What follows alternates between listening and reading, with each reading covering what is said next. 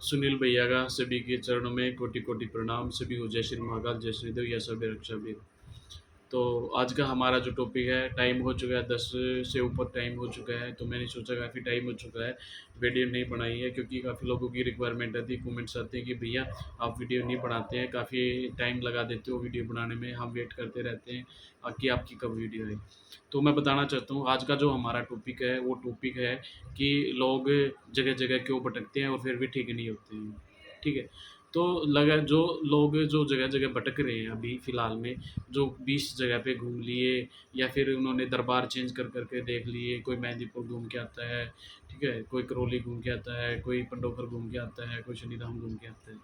तो अब वो घूम घूम के क्यों आ रहे हैं, और वो बार बार अपना जो है अलग धर्म के देवताओं को भी अपना रहे हैं, लेकिन वहाँ से भी उनको क्या, वही वहाँ से भी वो ठीक नहीं होते हैं। जैसे कि कुछ लोग जो होते हैं, मेरे पास केसेस आए हैं, जैसे कि कोई, ये क्या बोलते हैं, नरड़ पीर। ठीक है, तो ऐसे-ऐसे जो जो ये नरड़ पीर जो एक प्रकार से जो पीर वगैरह हैं, पीर फ़कीर जो हों, उनके पास भी वो जाके आ लिए, कलमे पढ़ के देख लिए, फिर भी ठीक नहीं होते हैं लोग। तो इनका रीज़न क्या है, क्या नहीं है, वो आपको मैं एक डिटेल में बताऊँगा अभी, ठीक है? तो डिटेल में क्या बताना है कि लोग अपने हिंदू देवी-देवताओं को छोड़ के, वो उन देवी-देवताओं के पास भागते हैं, पीर फ़कीरों के पास में। क्यों भागते हैं? आपने ये सोचा है कभी कि क्यों भागते हैं? तो ये भागते हैं इसलिए क्योंकि हमारे पास जो हिंदू धर्म के अंदर है, जो हमारे सनातन संस्कृति के अकॉर्डिंग जो भगत होते हैं ना, कुछ तो इन्होंने दुकानें खोल रखी हैं, समाज की जो भगत है। समाज के भगत क्या करते हैं, स्टार्टिंग में वो चौराहे चौराहे जो होते हैं, जो समाज के भगत, चौकी वाले भगत, देखो मैं जो बोलता हूँ वो डायरेक्ट मुँह पे बोलता हूँ, चाहे वो कोई भी सुन रहा हो, ठीक है? कभी बाद में ये बोले कि सुनील भैया आप ऐसे बोल रहे हो, क्योंकि जो मैं एक सच्चाई है वो बता रहा हूँ, लोगों के साथ में जो घटित होती है, मेरे पास जो है केस आते हैं, मैं उन चीज़ों के बारे में, मैं मेरा मतलब दिमाग झकझोर हो जाता है उनकी बातें सुन सुन के। क्या करते हैं, सबसे पहले तो चौराहे हटवा देंगे। चौराहे समझ गए आप, चौगानंद माता की सनक दे के उसको पूरा आट देते हैं। फिर उसके बाद में जब वहाँ पे काम नहीं बनेगा तो फिर वो शमशान दोगने लग जाते हैं। शमशानों के अंदर वो बलि भी, अपना ब्लड भी दे के, मुर्गा, बकरा, मींढ़ा, सूअर की बलि तक दे देते हैं, लेकिन फिर भी ठीक नहीं होते हैं। फिर बात आती है, फिर क्या होता है, उनका जो विश्वास होता है ना वो उठ जाता है वहाँ से, कि भाई जो समाज के भगत, क्योंकि उनको पता ही नहीं होता है कि भाई क्या है क्या नहीं है, एक प्रेत को कैसे काटा जाता है, क्या किया जाता है। तो उनके समझ में नहीं आता, वो खाली क्या करते हैं, एक वो जो होता है ना धूल में लठ मारना, तो धूल में लठ मारते हैं कि चलो हम दे देते हैं, क्या पता भगवान हमारी सुन ले, ठीक हो जाए, तो वो भगत का नाम ऊँचा हो जाएगा, नहीं तो वो अपना हाथ जोड़ लेगा कि भाई मेरे बस की बात नहीं है। और लास्ट में लगभग हर बंदे को यही मिलता है कि भैया हमारे बस की बात नहीं है, आप कहीं और जाओ। तो ये किस-किस के साथ में हुआ, एक तो ये कमेंट करके ज़रूर बताना, ठीक है? क्योंकि 100 में से 80% लोगों के साथ में ये होता है। आप नहीं बताओगे तो भी मेरे को पता है, क्योंकि मैं समाज से जुड़ा हुआ हूँ, तो मेरे को सब कुछ पता है। दूसरा, फिर उसके बाद आते हैं बड़े-बड़े जो ट्रस्ट चल रहे हैं, तो ट्रस्टों में आजकल झगड़ा चल रहा है, आपको पता ही है, ठीक है? तो हर हर बंदा क्या करता है, वीआईपी लोगों को अहमियत देता है, गरीब लोग जो होते हैं बेचारे पीछे पड़े रहते हैं, उनकी बातों को इग्नोर कर दिया जाता है। आजकल जिसके पास पैसे हैं उसको ही अपने पास बिठाया जाता है, ये धारणाएँ चली हुई है। दूसरा, अ, अगर मान लो बंदा 1, 2, 4 4-5 बार जा लिया, फिर उसके बाद बंदों को इग्नोर करना स्टार्ट कर दिया जाता है। मैं किसी का यहाँ पे नाम नहीं लूँगा, क्योंकि नाम लेने से कोई फ़ायदा नहीं है, ठीक है? नाम नहीं लूँगा मैं किसी का, जो अपने आप समझ जाएँगे लोग, जिनके साथ ऐसा घटित हुआ है, नहीं हुआ है, वो अपने आप समझ जाएँगे, ठीक है? तो हमें यहाँ पे किसी का वाद-विवाद या नाम नहीं लेना है। दूसरा, मैं ये कहूँगा कि जो बंदे ये बोलते हैं कि भई 100 बंदों को इस साइड बैठाओ, 100 बंदे को इस साइड बैठाओ, हम उनकी प्रेत बाधा को निकाल के दिखाएँगे, वो आपस में परस्पर झगड़ा करते हैं। तो मेरा उनसे यही कहना है कि भाई अगर तुम लोग ऐसा कर सकते हो, तो फिर जो तुम्हारे पास केस आते हैं, पहले उन्हीं को ठीक कर लो। ठीक है? घमंड वाली, ईगो वाली बात, ये जो अपनी प्रेज़ेंटेशन वाली बात होती है, ये तो बाद में भी होती रहेंगी। पहले आप अपने केस को तो ठीक कर लो, जो आ रहे हैं आपके पास में करंट में जो केस आ रहे हैं, आप उनको तो ठीक कर लो। मेरा तो यही कहना है, ताकि लोग इधर-उधर ना भटकें, क्योंकि बहुत सारे लोग इधर-उधर भटक रहे हैं। और मेरे को समस्या ये होती है कि बंदे जब लूट-पिट के ना फिर मेरे पास में आते हैं। आए समझ में?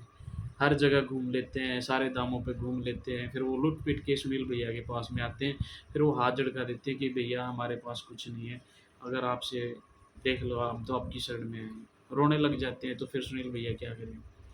आए समझ में? तो मेरा यही कहना है कि भाई अगर नहीं बस की बात है तो टाल कर दो अपना, ठीक है? कोई और काम ढूँढ लो, ज़रूरी नहीं है इसी में, ठीक है? तो और मैं क्या कहना चाहता था भाई, वीडियो को ना एक तो पूरा देखा करो, पूरा देखोगे तभी आपको समझ में आएगा कि सुनील भैया क्या बोल रहे हैं, क्या बताना चाह रहे हैं। क्योंकि दूसरा इसी बात में एक टॉपिक को हमारा थोड़ी-सी 2-4 लाइनें मैं बताना भूल गया। क्योंकि आजकल क्या है कि हर भगत जो होता है ना, 4 मंत्र सीख के, 2 मंत्र सीख के भगत बन जाता है। और भगत बनने में क्या होता है, हर चीज़ त्यागनी पड़ती है। त्यागने का आप मतलब समझ ही गए कि क्या त्यागना पड़ता है, हर चीज़ त्यागनी पड़ती है। दूसरा, हर चीज़ के रूल रेगुलेशन होते हैं भाई, ठीक है? और ये नहीं है कि हम किसी चीज़ के द्वारा हम उस चीज़ को काट सकते हैं। भाई या तो उसको मेहनत करनी पड़ेगी या हमें अपनी मेहनत का फल उसको देना पड़ेगा। तीसरा, इस लाइन में कोई ऐसी चीज़ नहीं है कि वो उस बंदे की, मान लो जैसे कि ये प्रेत है, ठीक है?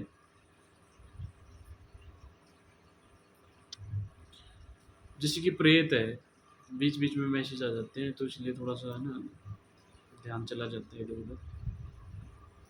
प्रेत है, उसको प्रेत को कैसे काटेंगे? तो प्रेत को या तो जप से काट सकते हैं, ठीक है? या तो हम अपने जप से काटेंगे या उसको मेहनत करनी पड़ेगी। तीसरा, अगर कोई बंदा ये कहता है कि मैं उस चीज़ से काट दूँगा, तो मैं नहीं मानता उस चीज़ को कि कोई काट देगा, कि भाई किसी के अंदर काली माई आ गई।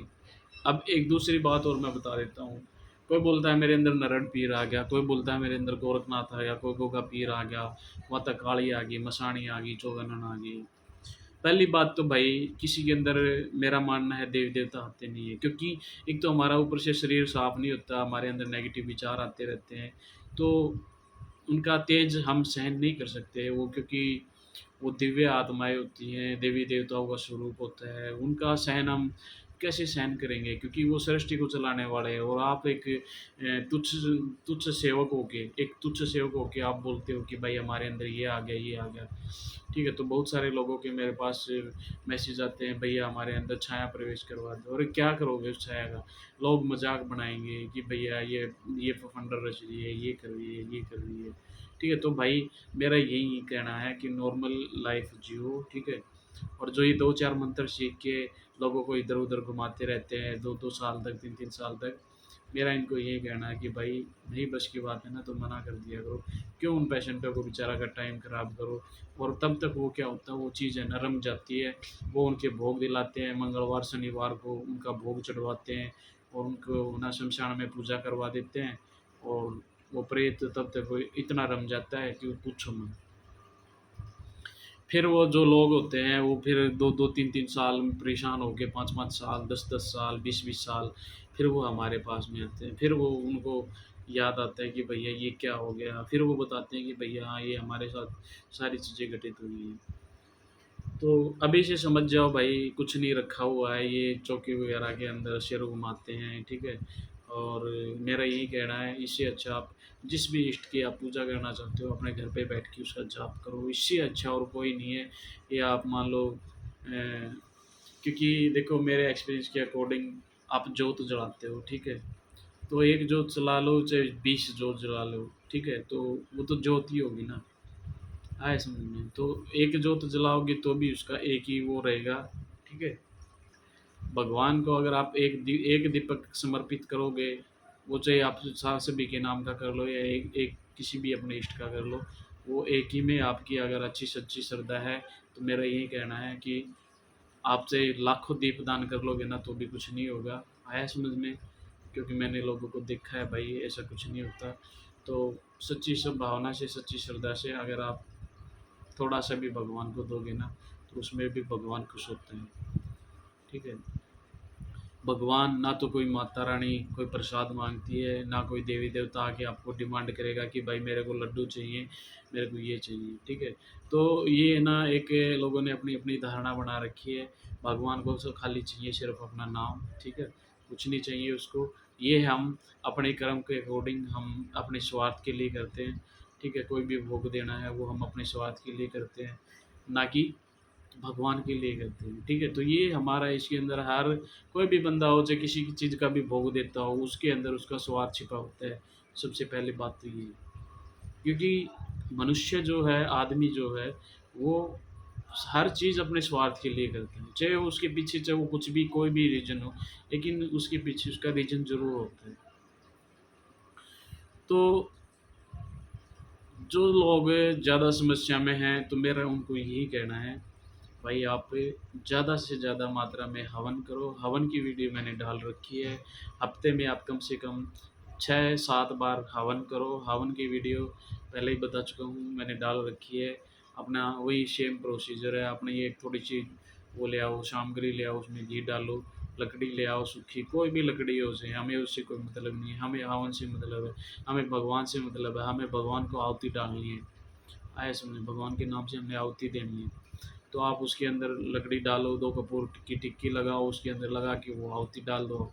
108 आहुति तो ज़रूर दो आप हवन के अंदर। ओम श्री गणेशाय, गणेश भगवान का ध्यान करके, और ओम शरभाय नमः शिवाय, ओम स्वाहा, आप इसकी 108 आहुति डालो। तो फिर बताना आप मेरे को कि इनका वर्चस्व खत्म होता है या नहीं होता है। आया समझ में? तो वीडियो काफ़ी लंबी हो चुकी है, और लोग क्यों भटकते हैं दूसरों की चौकियों पे, क्यों, वो मैंने आपको बता दिया है कि हम कहीं न कहीं हम जैसे लोगों की ही कमी है। आया समझ में? हम जैसों की कमी है, क्योंकि वो लोग परिपूर्ण नहीं होते हैं। परिपूर्ण कम से कम इतना तो होना चाहिए कि वो प्रीत को काट सके।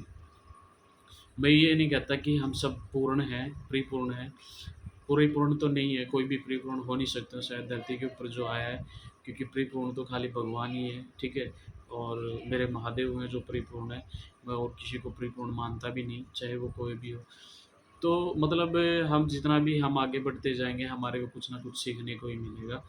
तो परिपूर्ण नहीं है, क्योंकि लेकिन इतना लेवल तो हमें अपना बनाना चाहिए कि हम एक प्रेत को काट सकें।